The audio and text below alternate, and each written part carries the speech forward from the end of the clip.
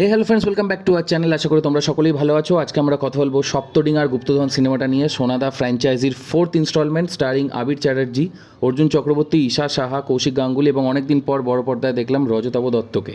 Directed by ধ্রুব ব্যানার্জি। কেমন লাগলো সিনেমাটা?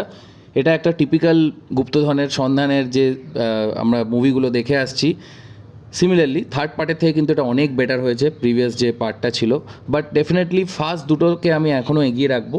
নেভারথেলেস সিনেমাটা কিন্তু ভালো হয়েছে এক কথায় যদি বলি।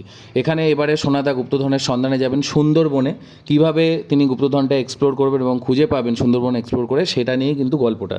স্টোরিজ তো বলেই দিলাম, স্ক্রিন প্লে কিন্তু একদম টান টান বলবো না, বাট পেসি ভাল লাগবে, কোথাও কিন্তু স্লো বা বোরিং ফিল করবে না। ইন্দ্রদীপ দাশগুপ্তের মিউজিক এবং ব্যাকগ্রাউন্ড মিউজিক অসাধারণ। ডায়লগস কিন্তু সিনেমার খুবই ভালো, প্রত্যেকের পারফরমেন্সও এক্সিলেন্ট। অর্জুন চক্রবর্তীর কমিক টাইমও দারুণ লেগেছে।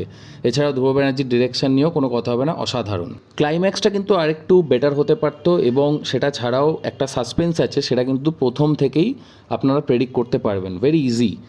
মানে যেই জিনিসটা ওনারা আটকানোর চেষ্টা করেছেন। Nevertheless we are going with 3.5 out of 5 star. Definitely like, share and subscribe.